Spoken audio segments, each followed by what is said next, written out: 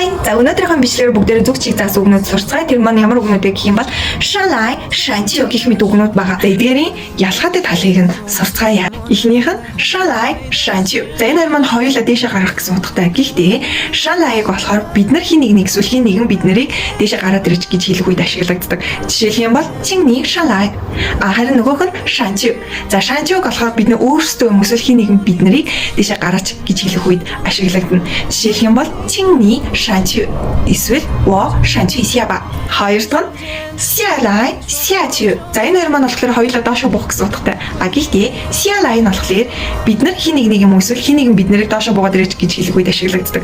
Жишээлх юм бол чиний сялай. Харин сячи нь болохоор бид нар өөрсдөө эсвэл хин нэгэн бид нарыг доошо буугаач гэж хэлэх үед ашиглагдана. Жишээлх юм бол чиний сячи. Wo сячи сяба. Гурав дахь нь Жинлай, жинчүү. За энэ хоёр маань хоёулаа дотгошоо орох гэсэн утгатай. Тэгвэл жинлай нь болохоор хин нэгэн чамайг эсвэл бид нар хин нэгнийг дотгошоо ороод ирэх гэж хэлэх үед ашиглагдана. Жишээлх юм бол чиний жинлай. Харин жинчүү нь болохоор бид нар өөрсдөө гаднаас дотгошоо орох эсвэл хин нэгэн бид нарыг дотгошоо оруулж гэж хэлэх үед ашиглагдана. Жишээлх юм бол wo жинчүү сяба эсвэл чиний жинчүү. За тэгээд бүгдээрээ парт хоёроор уулзцгаая. Bye bye.